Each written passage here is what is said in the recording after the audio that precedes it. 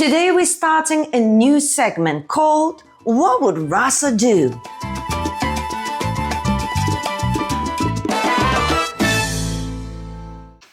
Hello my beautiful subscribers, Rasa the Dancer is here and I'm so excited to present to you our new segment, What Would Rasa Do? Now I am the Rasa the Dancer, so what would I do?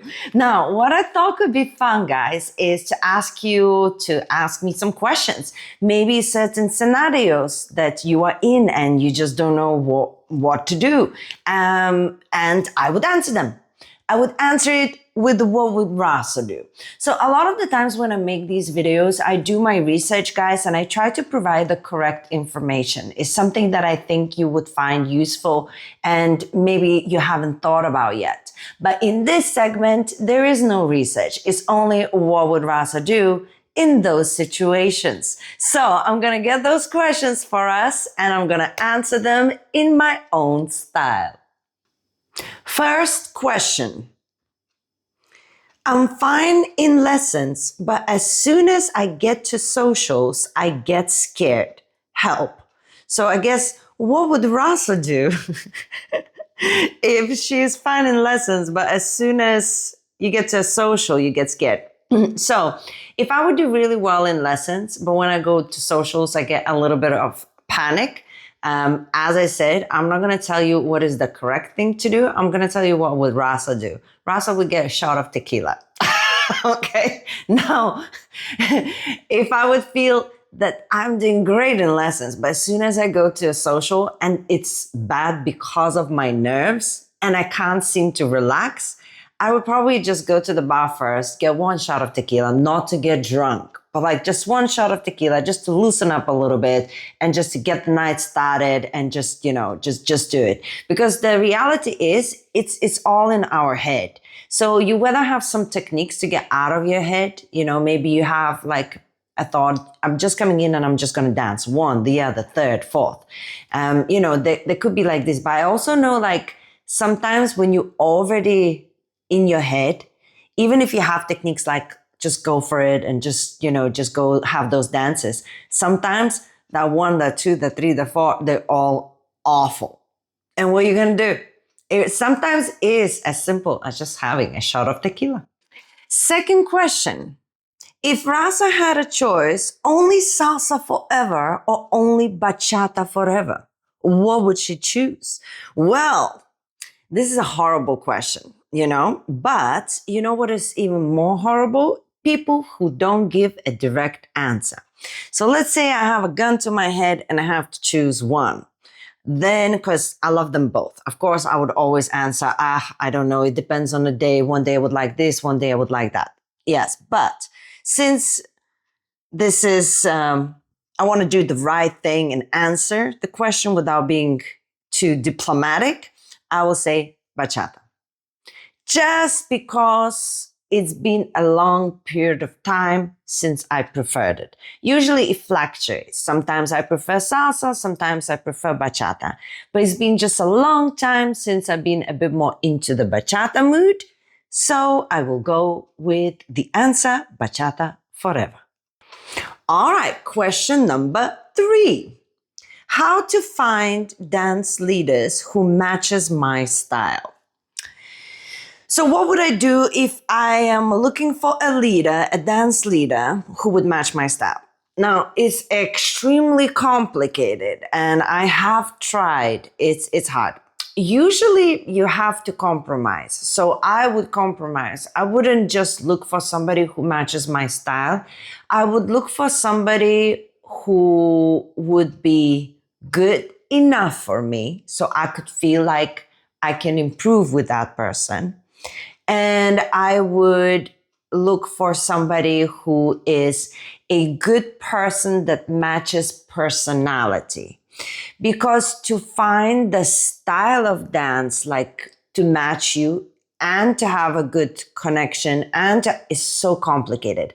But I feel like if the level of the dancing is okay, like it works for me, and the person works for me, then we can agree and make the rules like, let's dance this week my style. Next week we dance your style. And then you end up learning more different things and getting what you want as well. But at least you will enjoy the person, because if you want to find a dance partner or like somebody to dance with in practice, you have to like the person. Sometimes that person is exactly your style, but they are not nice people. So it really depends. I would go rather good person, good level, and then try and discuss and make that person practice my style. Question number 4. How would you approach going back to the dance floor after skipping dancing for a while? Now, this is something I can answer from experience because I have been injured many, many times. So I've been out of dancing properly. What's the longest? I think the longest has been 3 months that I couldn't actually physically even move, even put on my own underwear. I ripped my legs in 3 places. I couldn't pee properly. So how did I approach it? One step at a time. I was actually really scared because I knew for a fact that I was injured. So I was scared and, trying to be careful. And the more careful you are, the worse it gets. Or like the better you want to do, the worse it gets. So at some point, I just had to have a conversation with myself and say, you can go dance. It will be what will be. You will recover through time, but you just gotta get out there and just do your thing. So I think that's what would Rasa do, and have a shot of tequila to make sure the anxiety is gone. Just one, guys, just one. You're gonna think I'm alcoholic, just one. But to be honest, I would just have a conversation with myself and say, listen, it will be what will be. It will be tragic in the beginning, but it's going to be fine later. So I'm just okay to go through the tragedy knowing that there's a light in the end of the tunnel. And the final question number 5. If someone uncomfortable looking deeply into your eyes during the dance, what would you do? Well, to be honest, I would be fine with it. I know it's only 3, maximum 6 minutes of my life, and I would just dance and look into their eyes and move along with my life. Sometimes people don't know that they're being uncomfortably creepy with their stare. When people go to classes, they usually are told you have to look into your partner's eyes. But it's actually not true. You don't need to stare at anybody's eyes. You just need to make sure you acknowledge the person. You smile, you acknowledge, but you're actually busy looking at other things when you're leading, especially, and when you're following. So there's other things to look at, So somebody who's staring, they probably have been told you have to look at the person and into their eyes, and they've been told that, and they really committed to it, and they have not been told to do something else. Now, I would see how the situation goes. Sometimes I do mention to people, because I feel like as a teacher myself, I can. So sometimes I would say, you have a very strong eye contact after the song, I would say, very intense, I might say. Maybe loosen up a little bit on that eye contact.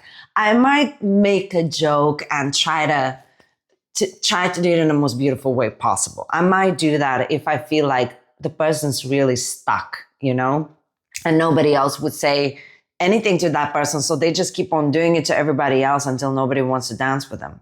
But if it's just creepy, and the person seems creepy too, I wouldn't bother. It's just staring. If they would be acting creepy, that's different, as in touching or whatever. But now if they're just staring to me, I would think, well, that's creepy, and I would just move along. I would actually do absolutely nothing. Thank you so much for watching our new segment on What Would Rasa Do? And if you would like to be in this segment, you can ask your questions too. It doesn't matter whether it's about dance or your life, how crazy or personal it gets. I think it's a really fun segment, so keep it loose and make sure you comment and ask anything. I'm gonna save your comments and I'm gonna make sure I'll do another segment like this. Now, also, I sometimes post on the Instagram some of these questions and we have some nice conversations on Instagram. So if you haven't followed me yet on Instagram, take a look. We do a lot of talking over there and we have nice dance videos there for you to look at. And of course, if you want to learn from me, you can go to my website, dancewithrasa.com. We got a lot of cool stuff going on there. And now, subscribe if you haven't, and I'm gonna leave you with other videos talking about the dance floor.